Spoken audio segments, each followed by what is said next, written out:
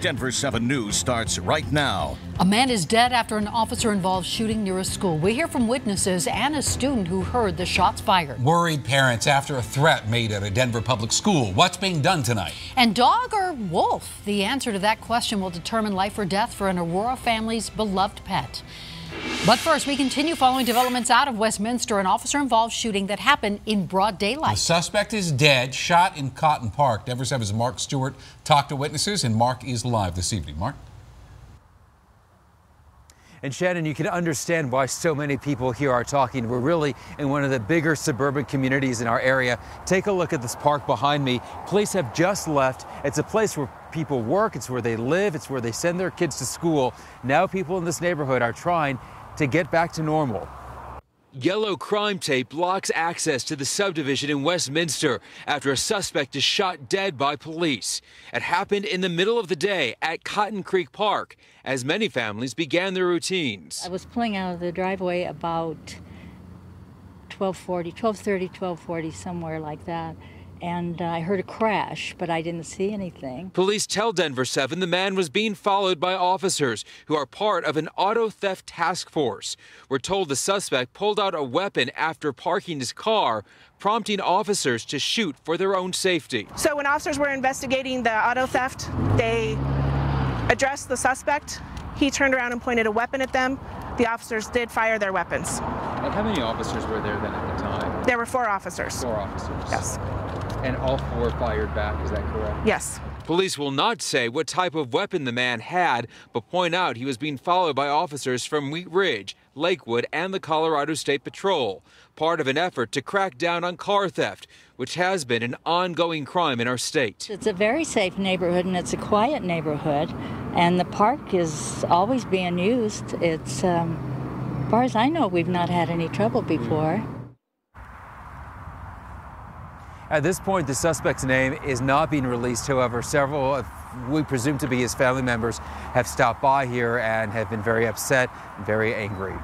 We are live in Westminster tonight. Mark Stewart, Denver7. And our team coverage continues on this with Denver7's Lance Hernandez. And Lance, you talk with students and parents at Cotton Creek Elementary. That school was on lockdown today.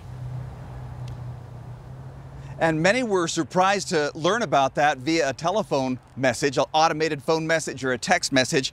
What really hit home, though, for some of those parents and grandparents is when they received a message telling them to come to the school to pick up their children in person. Now, I spoke with one grandparent who was in the school when it was placed on lockdown. She said students were put into a room, the lights were shut off until the all clear was given. She said the process worked very smoothly. She also mentioned that some kids were a little more shaken than others. The kids are scared because some kids were out on recess when they heard the shots, so some of them are pretty scared. We were just in our class doing math, and then I just heard a couple shots outside, and I looked out the window, and there was a guy running. Now, we saw parents lined up outside that school with photo IDs in hand, trying to pick up their kids afterwards. Authorities mandated that they have photo IDs with them. They called it part of their controlled release of students program. Reporting live here in Westminster, Lance Hernandez, Denver7. And new at 6, some Denver public school parents nervous to send their kids to class. It's because of a threatened report at Grant Ranch School. And Denver7's Mark Boyle is in Littleton tonight with how the school's handling this. One parent says she doesn't feel safe now sending her kid to this school after a threat was made late last week that got Denver police involved. It's the last thing any parent wants to see sent home from school with their child. Christy Ford was stunned to find this letter in her first grader's backpack, warning of a threat by a student at Grant Ranch School. I'm very concerned because I'm dropping off my 6-year-old daughter at this school. I don't know if she's going to be safe. The district says about 45 minutes before class let out on Friday, one student overheard another telling their friend about a threat. We're told one of the students told a teacher, and the student making the threat was pulled out of school. We have a chance to, one, not only mitigate a potential threat, but two is that this individual is also one of our students. And if we need to make sure that we are providing all of our students with resources, specifically students that may be in crisis. Denver police say the student was cited for threats threats to injure. And the district says this isn't at all out of the ordinary for Denver Public Schools security. The district says of the 123 days of school so far, 105 threats similar to this have been made. We are confident in our processes and our threat assessment processes and our relationship with the local police department to mitigate these, and we take them all seriously and make sure that our schools are safe. Ford, on the other hand, isn't so sure in that process. You hear so many stories about, well, the cops knew, the cops had tips, and then people end up dead. So I want to make sure that us as parents, we get the answers we want as to what kind of threat was made at the school or towards the students. Denver School says in order to protect the identity of the student, they can't give out any details of the threat or who the student is. Denver Police says their role in this whole thing is over. Reporting in Littleton, Mark Boyle, Denver 7. Now, also in that note that was sent home to parents, it says Denver Police and the DPS Department of Safety are investigating, also saying, quote, "I would like to assure you the safety and well-being of our students is our #1 priority." New tonight in Brighton, an 18-year-old student from Prairie View High School is facing charges for allegedly making threats on social media. Police say Frank DeFiore had several weapons and had allegedly mentioned shooting students at the school in one of his online posts. And developing tonight, a heartbroken community wants answers. A fetus found in a dumpster at a Denver apartment complex. Denver 7's Molly Hendrickson is following developments on this, and Molly, just so senseless. Senseless because of safe havens like these. Under Colorado law, a parent can bring their newborn here, no questions asked. 2 days after police made a heartbreaking discovery at this Lowry apartment complex, and there are more questions than answers. Who left a newborn in this dumpster, and more importantly, why? No one wants to think that there are women out there that would throw their baby away, but it happens. Linda Prudhomme of Colorado's Safe Haven for Newborns says the tragedy highlights the importance of talking about Colorado's Safe Haven law. Enacted in 2000, it allows a parent to hand their newborn over to a firefighter or hospital employee. There are recorded incidents of mothers of every age and every socioeconomic circumstance, every race. But the most common profile is a 19-year-old college student. She feels like she has too much to lose, and she doesn't know how to manage it. So far in Colorado, safe havens have saved 51 babies and more than 3,000 nationwide. And while police don't know how this fetus died, Prudhomme hopes this tragedy may stop another mother from making the same hopeless mistake. It's tragic that these babies die when there's a simple alternative, but you have to help us spread the word. It's your neighbors and your daughters that might need to know. Make sure that they know. Police are still waiting on autopsy results to determine if this was a still or live birth. That could take up to 6 weeks. So far, there have been no arrests. In Denver tonight, Molly Hendrickson, Denver 7. And a tragedy in El Paso County. 2 people found dead on the side of the road have been identified as Colorado Springs teenagers. These are their pictures. Their deaths now ruled homicides. 15-year-old Derek Greer and 16-year-old Natalie Partida were found Sunday just south of Fountain on Old Pueblo Road. Now, authorities haven't said how these 2 were killed, and they are asking anyone with information to please call. New tonight, we are now hearing from Colorado Senator Cory Gardner about the Republicans' new health care plan. As Senator Gardner says he's still reviewing this CBO report, which says that 24 million people would lose coverage. Well, he adds this. This is a quote. "We are going to continue to work toward health care solutions that will lead to more choices and improved quality of care."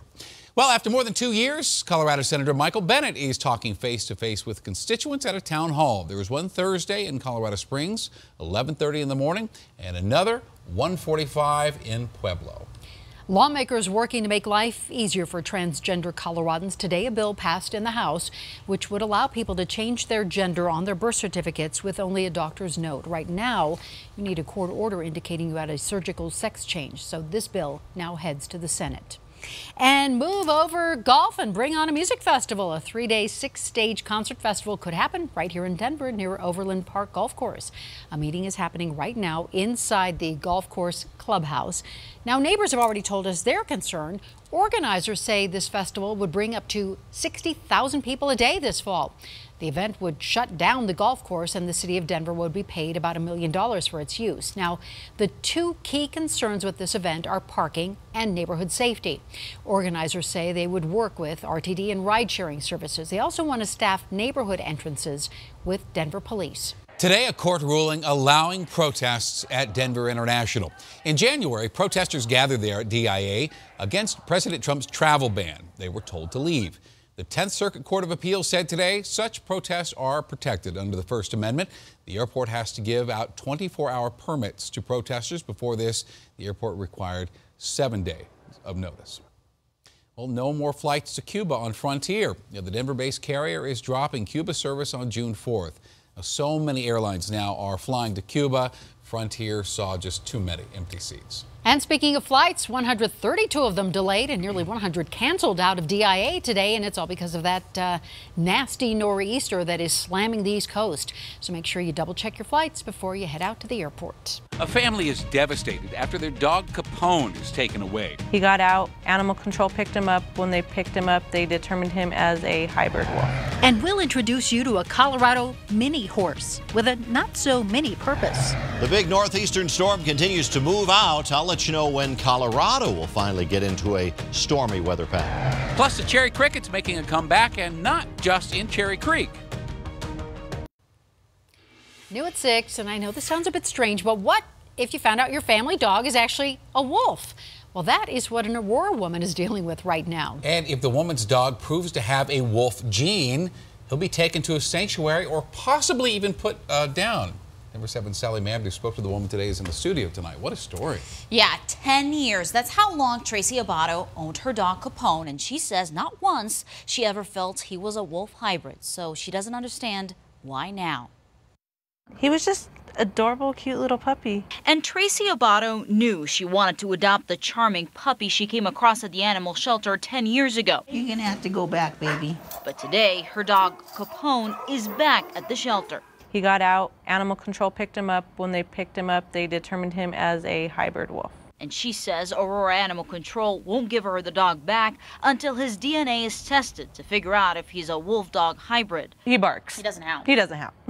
Tracy says when she adopted the dog from the Adams County Animal Shelter, he was registered as a German Shepherd, and in the years she has owned Capone, he's never been aggressive. He sleeps with my kids at night, so my kids are torn that he's not there with them every night. A spokesperson with the city says Aurora's ordinance prohibits residents from owning exotic animals, and if Tracy's dog is found to be indeed a wolf dog hybrid, he'll be taken to a sanctuary or possibly put down. Options that are heartbreaking for Tracy and her family. And this is a family member. We've had him for almost 10 years. He's grown up with my kids. It's devastating. I want him to come back home to his family where he belongs. Now here is how this DNA test works. Tracy's dog could be a wolf hybrid if the DNA results detect hybrids within 3 generations. We're live in the studio. Sally Mamdu, Denver7. Sally, thank you. Very interesting. Well, the holiday shopping season is long over, but porch pirates are still pillaging the Denver metro. Here's the latest. This is Cherry Hills. Police say this man and woman took 4 packages from a home in February. Cherry Cricket's back. Cherry Creek's iconic burger joint closed in November because of a fire, and now we know it will reopen early next month, and there will also be a second location. Ballpark Cherry Cricket on Blake Street. Opening day for that has not yet been announced. And the sweetest and most adorable story you will see today, a mini horse with a big purpose. Take a look. This is Frankie. For the past 10 years, she's been bringing joy and comfort to people of all ages, living with all types of physical and emotional challenges. And it started when a woman approached Frankie inside a barn at her Parker home. I walked up, and there she is in her wheelchair with Frankie sticking her head through the fence into her lap.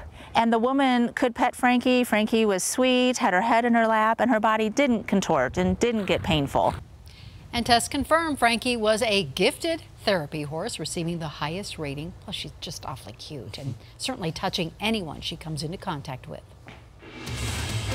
Oh, hum, another nice day here in the Denver area. Beautiful right now. This is the view from out at City Park. You know, so far we've only had 19.3 inches of snow for the whole season. We should be at 40 inches at the moment, and that's exactly where Boston is right now after all the snow they've had. It's still snowing and raining out in that area. We're behind Detroit. They've had 37 inches. New York City at Central Park's had 30. Chicago's had 26. We could use some moisture, but looking at this radar, you're not going to get it. There's not much to see out there except a few high clouds, a hint of a sprinkle of rain maybe up in Nebraska, but that is about it.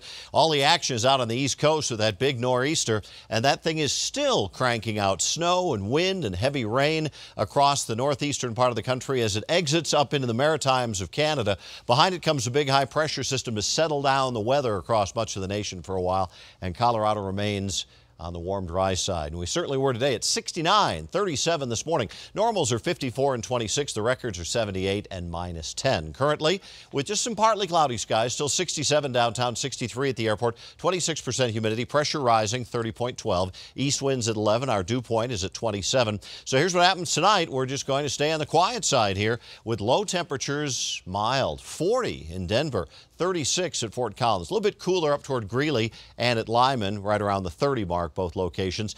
By morning, we'll see lows that stay in the mid-40s at Highlands Ranch and Evergreen, up toward Broomfield and Boulder. Even in the mountains, temperatures only a few degrees above or below the freezing mark. So it's a very spring-like pattern across the area. Across the state tomorrow, mostly sunny skies, maybe a few high, thin clouds. That's going to be it. And warm, 75 degrees in Denver. Keep in mind that's 20 degrees warmer than the normal. 81 down at Pueblo and La Junta. Front range numbers are going to be on the warm side again tomorrow with mid to upper 70s at lower elevations, mostly mid to upper 50s in the mountains. Overnight tonight, a few clouds, or I'll call it partly cloudy. Windy at times in the foothills, low temperature at 40 degrees. For tomorrow, it's going to be a nice day once again with a high of 75. Windy, warm, dry. Be careful at fire danger. We'll be up there once again. Even warmer Thursday, mostly sunny and 77. A minor little system drops through on Friday. Doesn't do much. Maybe a few sprinkles of rain in the mountains, but that'd be it. 68. Back to 78 on Saturday. 80 on Sunday. First day of spring, 4:29 a.m. On Monday, it'll be 70. And then Tuesday starts to turn cooler. And by Wednesday and Thursday next week, maybe some rain and snow. Need to flip that switch. Indeed. Thank you, Mike. Romo Watch, day 6. And there's more happening right now in Giraffe Watch. Lina will have the latest on the quest for a quarterback. And the Rockies wishing us a happy Pie Day, but not all smiles at spring training. The injury bug has bitten again. That's all next on Denver7 Sports Extra. Welcome to Denver7 Sports Extra. Do you hear that? Do you guys hear anything? No. Shh, wait. It's the sound of silence. It's all quiet on the Romo front.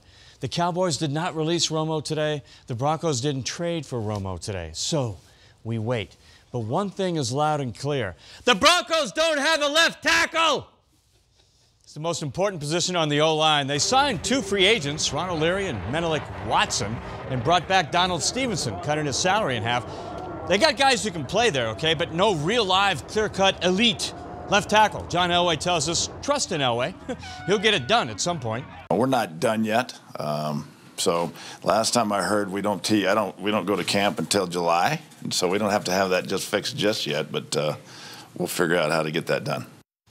Rockies, wow, all of a sudden they're half the team they used to be. Catcher Tom Murphy right there, fractured his right forearm on that play in spring training, out 4 to 6 weeks. Add that to Ian Desmond having surgery on his hand tomorrow. David Dahl, rib injury, can't swing a bat. And Chad Bettis leaving the team for cancer treatment. Bud Black says, yeah, it looks bleak right now, but not as bad as it may seem. With the exception of Chad, who looks to be, late June maybe. But, these other fellas, they'll be back in April. And that's a little bit of a silver lining. And, there's still, there's 3 weeks left of exhibition games where they're healing. All right, on this Pie Day, Rockies went all genius and brilliant on us. Tweeted out this picture, 3-1-4-1-5-9-2-6-5-3-5-9. Purple pie. There you go. Happy Pie Day, everybody. All right, the madness starts tonight in Fort Collins. CSU Rams, round 1 of the NIT. At Moby against Charleston. March Madness, action pictures tonight at 10. Now, the Nuggets won their 3rd game in a row last night against the Lakers. 2 top 10 beautiful plays. Nikola Jokic, a no-look over-the-head pass to Will Barton for some fire in the hole. And then to end it, this was the cherry on top. Malik Beasley with medal and brong. He built the Eiffel Tower. Beastly. and nasty. Nuggets are still 2 games in front of the 8th and final playoff spot in the West. They are hanging on. All right. For dear life. There you go, yeah. Hopefully keep it going. Keep it going, Yeah. indeed. We Thanks, need Lyle. something, yeah, definitely. All right, well, we thank you so much for joining us this evening. We'll be back here tonight at 10 and hope you will too. Good night. See you then.